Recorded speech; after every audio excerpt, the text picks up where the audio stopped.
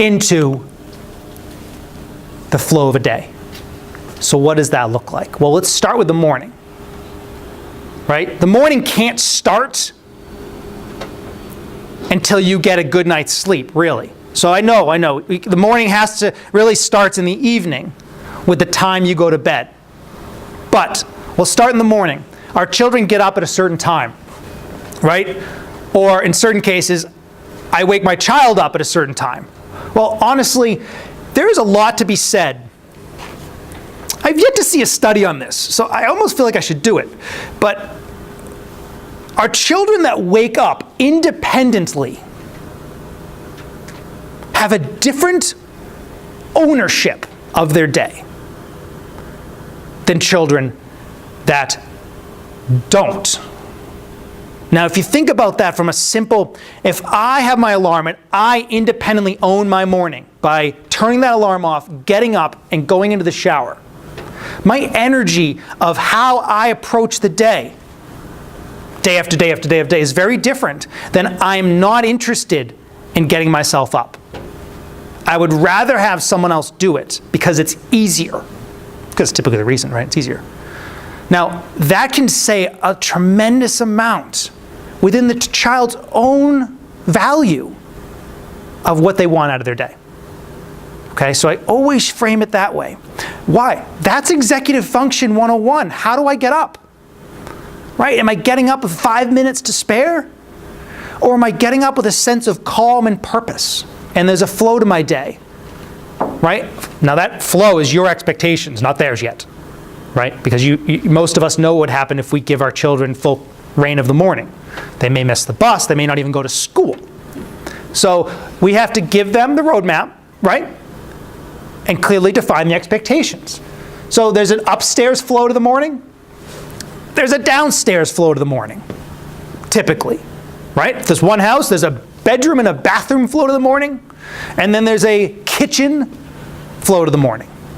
What does it look like? We do not want our children going up and down the stairs 16 times like their hair is on fire. That's the stuff we want to control, help them control. Time management, planning, prioritizing. What do I need to do upstairs? That's prioritizing before I go downstairs. Right? That's writing a report, but in real life context. Now then you push the envelope a little bit and you start to say, should my child be making their own breakfast? Should my child be making their own lunch? Should my child be taking their own medication? All of these are up for negotiation and conversation. Why? Independence, accountability, and self-efficacy. Allowing our children to own their life builds a sense of connection to it, doesn't it? As opposed to relying on external forces, aka mom or dad, to move me along. In that morning routine, there's this opportunity to check in with our children. I'm a big proponent of checking in with our children as much as possible, especially at a young age. What's your plan today? Let's look at the calendar. What's your plan today? Let's look at the agenda. What's your plan this afternoon? Always talking about the future and always reflecting on the past. Again, two deficits that we want to continuously build, but we have to be the one to lead that.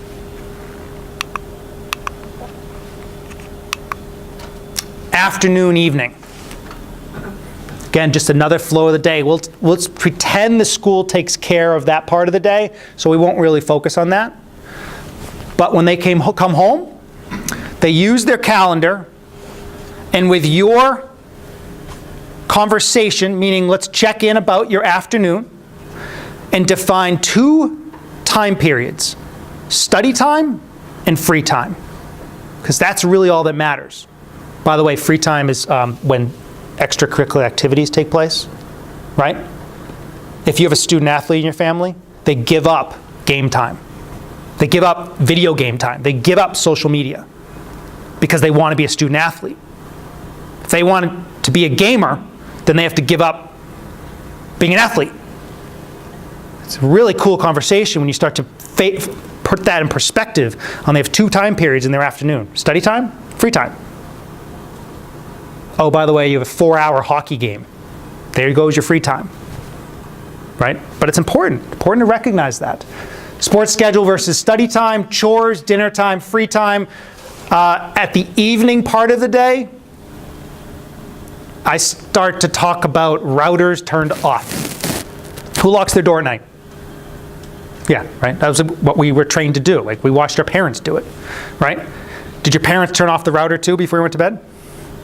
No. No reason locking your doors at night if you're not going to turn off the router.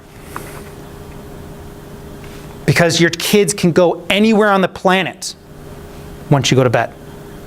It's just the way society is right now. We have to appreciate that and recognize that if I'm not protecting my children after I go to bed,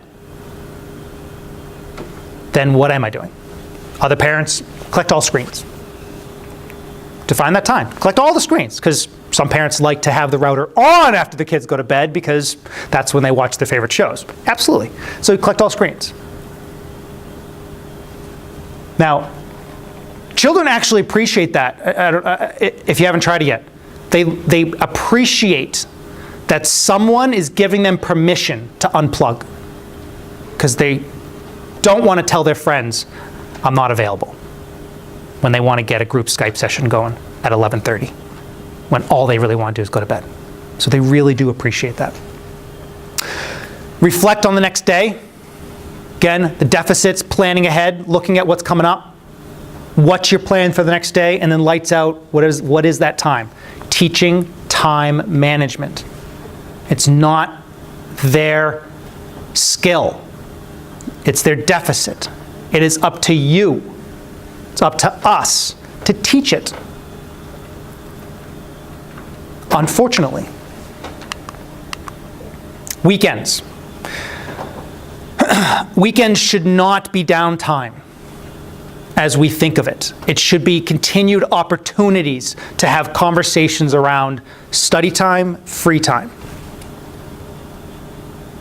Study time, free time, chores.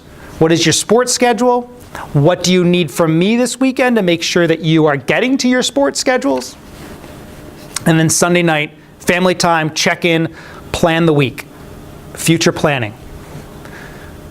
The older the child, the more accountable they are to own that conversation. The younger the child, the more help you give them. But I say as soon as they're ready, they are the ones inputting their sports schedule. As soon as they're ready, they're the ones inputting their music practice. They're the ones inputting anything that they can own that they're interested in. And they're communicating to you what they need from you to make sure that they are getting where they need to be when they need to be there.